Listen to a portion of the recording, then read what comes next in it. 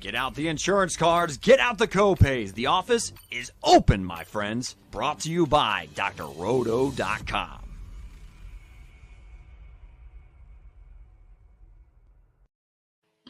Hey everyone, welcome to the Fantasy Debate with Sam and Tate, brought to you by drroto.com. Get your daily prescription of fantasy sports.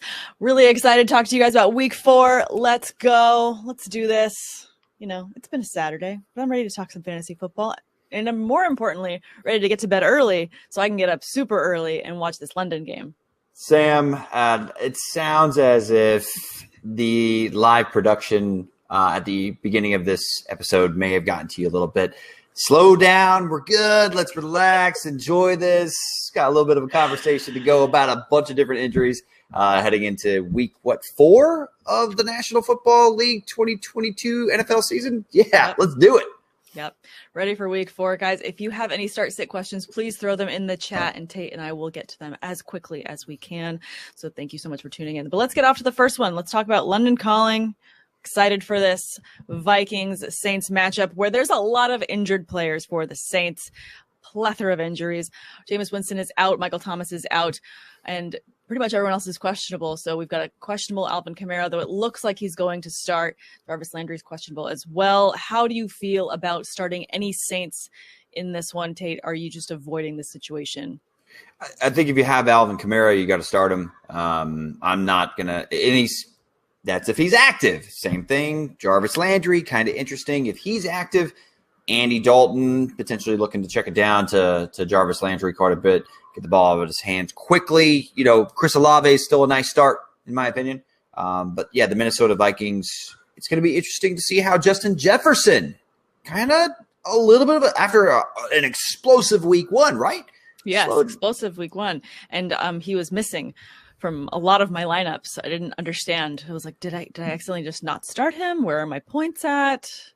I was really bummed. You were expecting a good 15 to 20 spot in a PPR league pretty much every week from a guy you're investing a first round pick in, or yes. I mean, every league I was in, he was a first round selection. So yeah, he's been off to a slow start. Off to a very slow start, very brutal slow start. But thanks, guys, for tuning in. Albert's joining us, as always. Appreciate you so much, Albert. He says good evening. Good evening to you, too, sir. Is it Albert or Al? Please let us know in the comments. I mean, He's such a frequent, viewer. I just want to make sure that we're addressing him correctly. I appreciate that. Correctly, exactly. Yeah. Like, I want to go by his, how his friends address him. So anyway, thanks for joining us, Albert. Yes, thank you so much. Besides hoping that Justin Jefferson has a much better week this week, is there anything that you're looking forward to from the Vikings situation? Well, Dalvin Cook, picked up a shoulder injury. Speaking of somebody that's questionable, yes.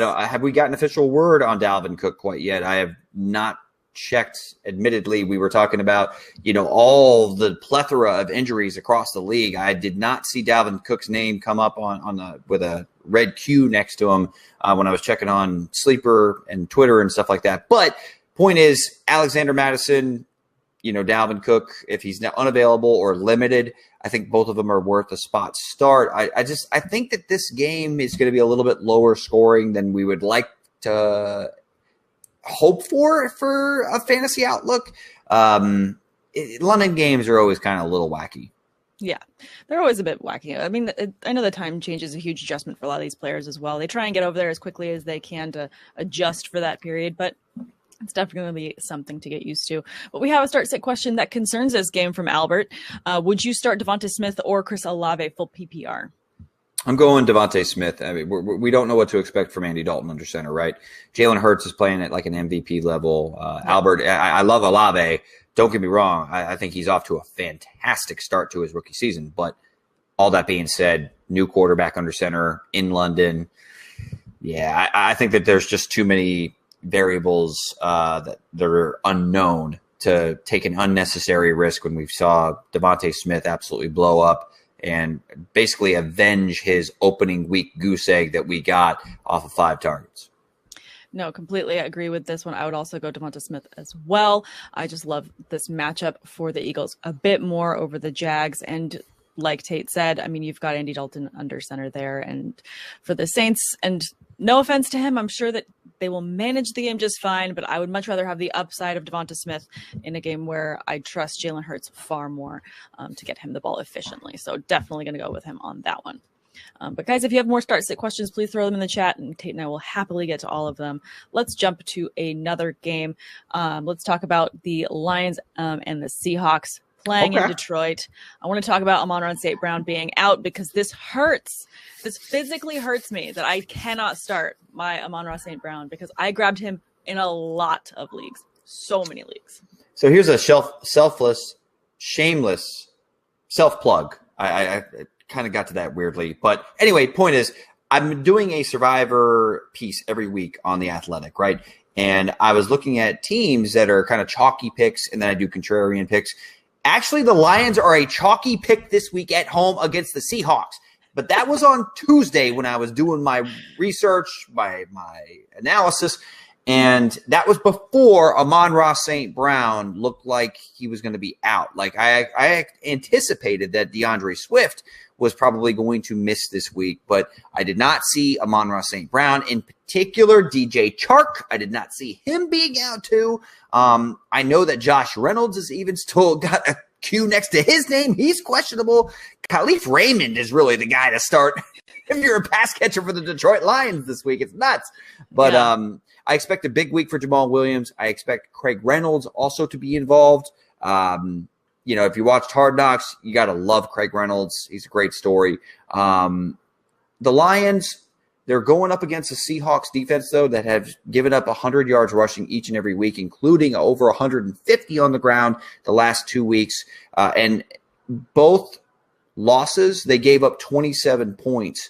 I just don't trust Geno Smith on the road.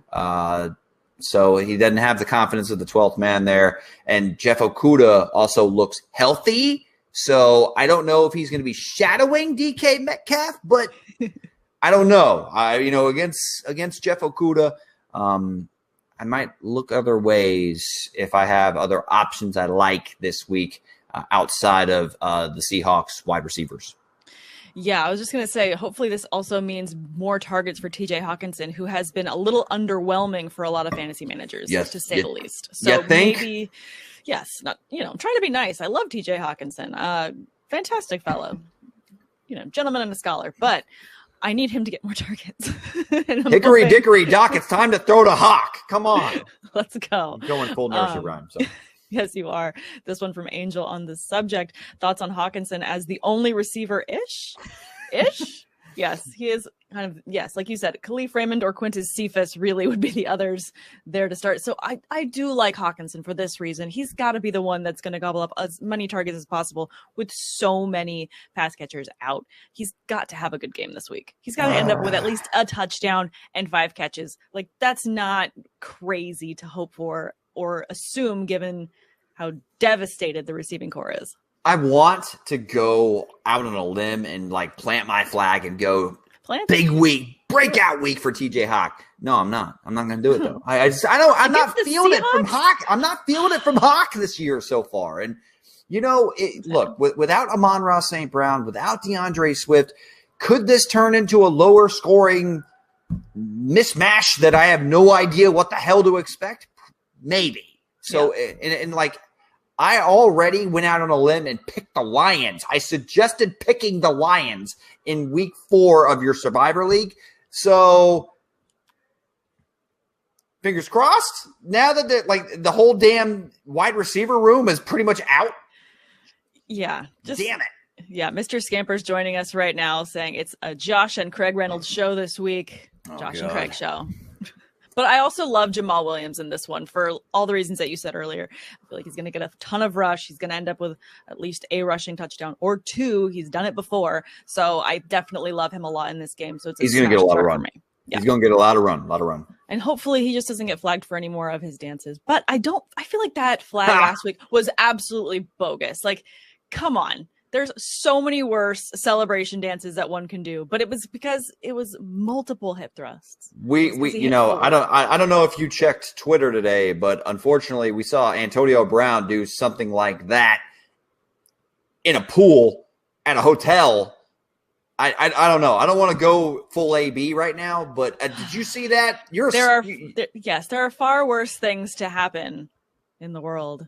We don't have to talk about AB, but come on, it's Jamal Williams. Gross. Guys. Hey, come on, dude. AB, Jesus. Gross. Gross. Ugh. So truly, I think that's if his fate wasn't already sealed, I don't think that we're ever going to see Antonio Brown on an NFL football field ever again. Yeah.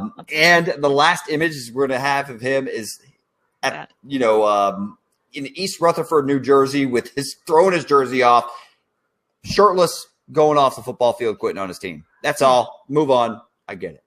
Yes. Go Bucks. Oh my God. Let's just throw this one up from Mr. Scampers. There are still Survivor Leagues alive. Like, I agree. There's been some crazy games this season. I can't imagine anyone's still alive right now. But hey, if you guys have some amazing Survivor Leagues that you're killing it right now, please let us know. Mr. Scamper's tracking a lot of data, doing my research for the Athletic article on Survivor pools. It's crazy. Like, there have been multiple payouts, and that same group of like friends and people have already restarted their leagues. It's nuts this year with all the upsets for double-digit favorites in the first 3 weeks of the NFL season. It's absolutely bonkers. Absolutely bonkers. Let's move on to another matchup, though. Let's talk Bears-Giants in New York. We've got David Montgomery out, so another running back that is out, and we have to pivot to Khalil Herbert with the start. Do you feel confident starting Khalil Herbert, though? He's looked pretty good. Hell yeah, I do. Even though, look, the Texans' run defense is not good. Exactly. That's a very nice word. I'm trying to not, trash a bunch of professional athletes that get paid to do this and take a lot of pride in their work. I feel like if I use really good language for it, though, like big words, it makes it sound nicer.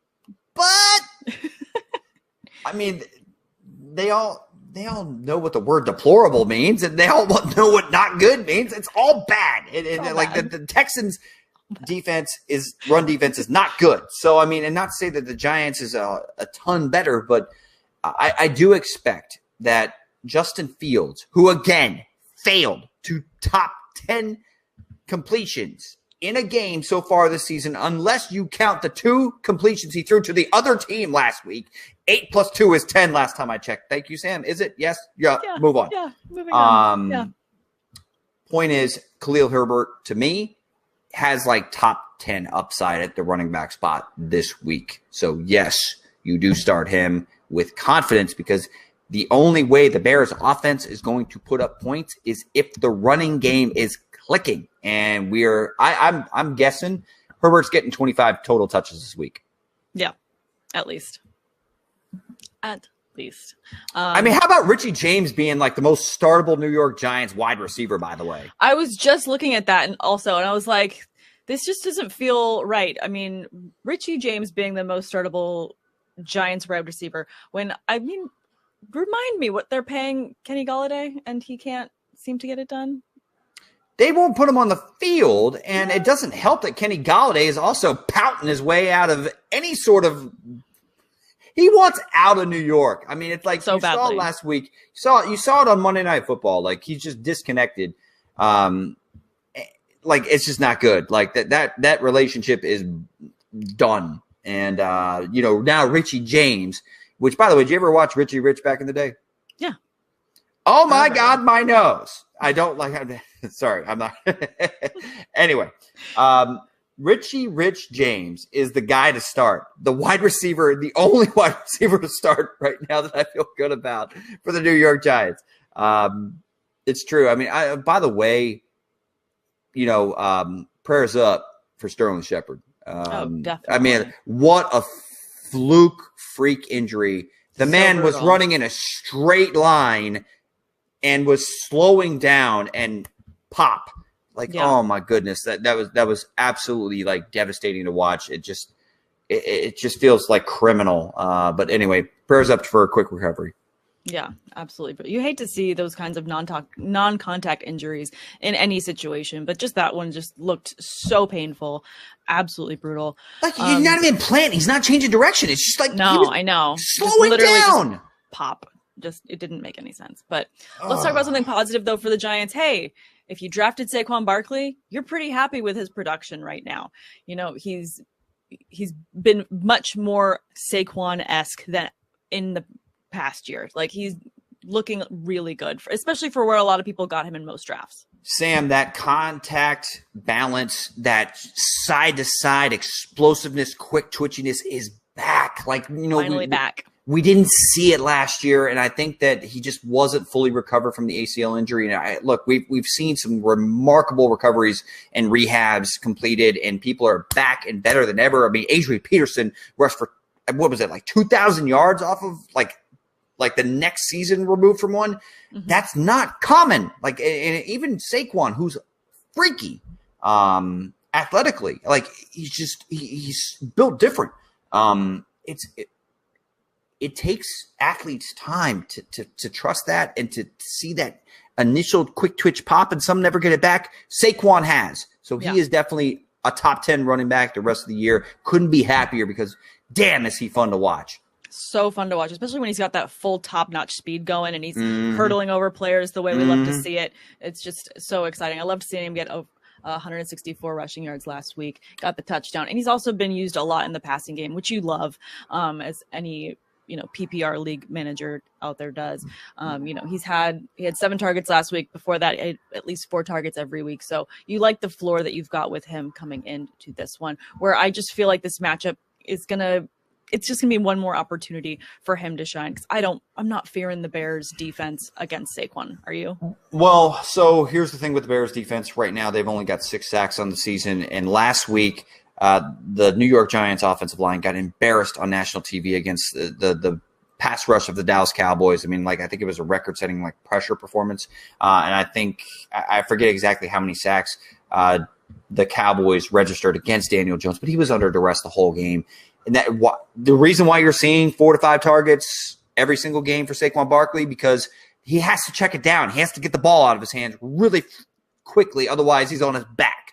Yeah. So I as much as Daniel Jones is gone full Daniel Jones already a couple times this season, on Monday Night Football, I felt bad for him. He had no real chance to be able to push the ball down the field. We will see. I expect the Giants to win this football game at home, though. I do. Definitely. I've got this question from Albert in the chat. He's asking Mr. Scampers. Let's talk about it on air. Mac Hollins or Josh Reynolds in a deep league? Ooh. Last time I checked, Mac is healthy. Josh Reynolds is not. He is questionable. Little Q. I'm going Mac. This is a must-win for the Raiders. Oh, my gosh. Is it ever? They're the only team in the NFL that's 0-3. They're not the only winless team, but they are the only team that's 0-3. So they got to win, and I think that Mac Hollins will see some sort of role because you got to show attention to Devontae Adams. You got to show a little bit of attention to Darren Waller, and Hollins made the most of his opportunities and quite frankly, balled out. So I'm rolling with that as opposed to Josh Reynolds, who quite frankly hasn't earned a spot on a start ever for me. And Khalif Raymond and Quintez Cephas, I would not be surprised if they out-target Josh Reynolds. And again, TJ Hawkinson could definitely gobble up a lot of targets there in that offense as well. Jamal Williams could also grab a target or 2. I just feel like Mac Hollins has just had such a fantastic role. Last week, he had a touchdown, 158 yards and 11 targets. You love to see it, especially considering that, what was the stat that we were talking about off air before this one? Oh yeah, that both Adams and Waller combined for 58 receiving yards in last week's matchup. The fact that Hollins had 158 is a pretty insane number. So definitely would have to pick him as he's the hot hand right now. He's so hot right now. As you know, no Hunter Renfrow. No Hunter Renfrow. No Hunter Renfrow. That means that I expect he's going to see some snaps. So snaps, targets, and I'm with that. I understand the Josh Reynolds thought though, for sure. It's a good question. Kyle's tuning in. What up, Kyle? Yo, Kyle. My man. To see you. And Angel also agreeing that another disappointment from Adams. Yeah. It's not looking good. And again, back to what you said. It's the Adams disappointment. Dun dun dun. Damn, I can't snap. Anyway, you can't snap. I know I can, but I keep. It's like I can crack my knuckles better than I can snap. Anyway, let's move on. Let's move on to another matchup.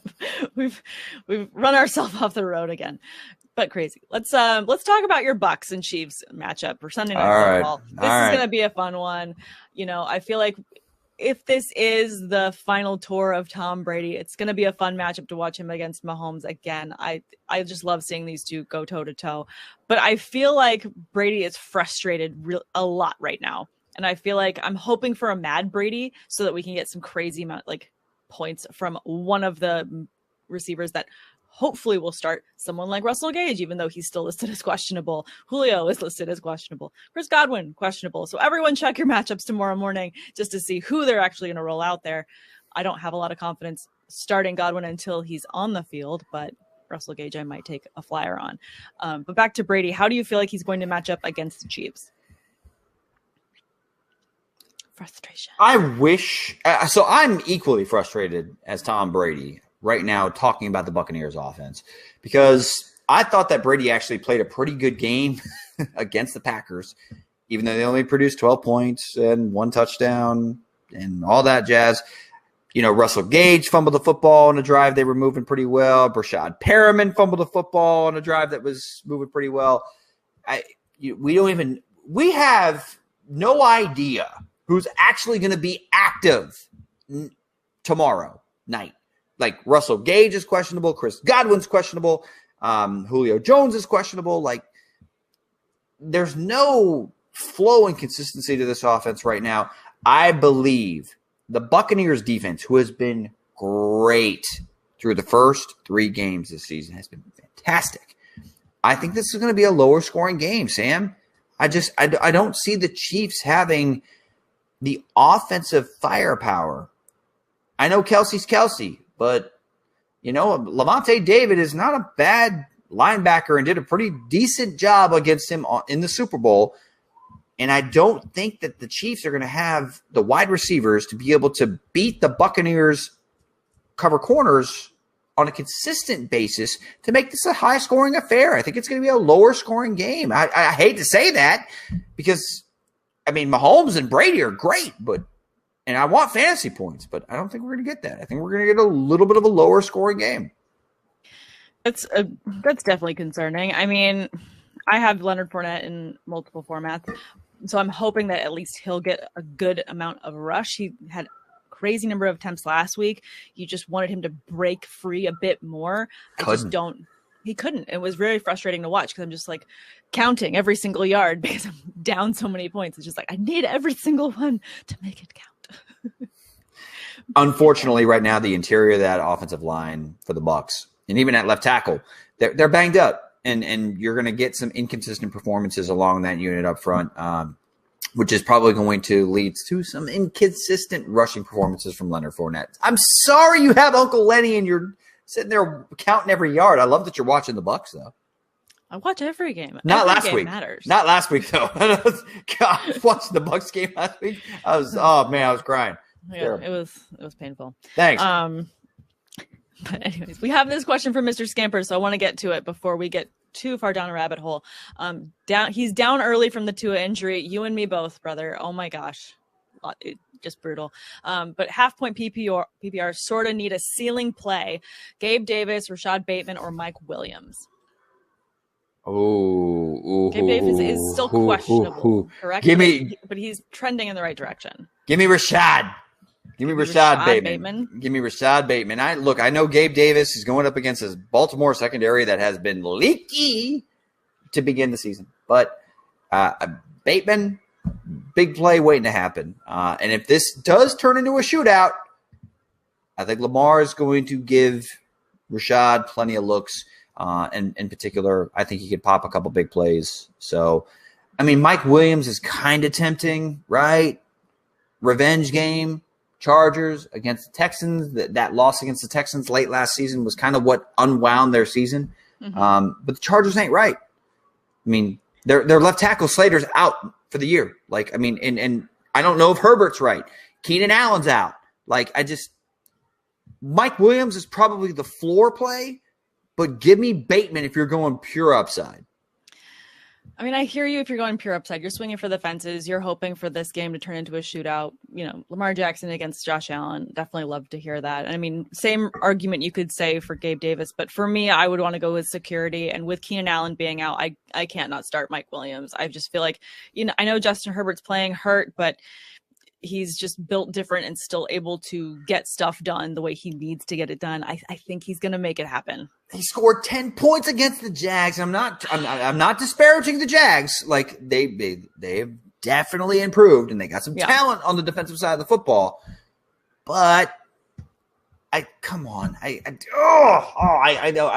I want to take a wait and see approach with the Chargers right now. I mean, I love Justin Herbert, but I mean, he's taking too many hits, too much.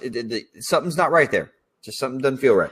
Something's not right. Well, then if you also felt that uncomfortable with Mike Williams, I would still go Gabe Davis over Rashad Bateman. So I'm still going to be opposed to you. I'm still going to be opposed. We're still disagreeing. Damn. So you're going Williams, Davis, Bateman, and I'm going Bateman, Williams, Davis. So there you go. Hey, we're not always going to agree, but it's a fantasy debate after all. It's a fantasy debate. I mean, yes.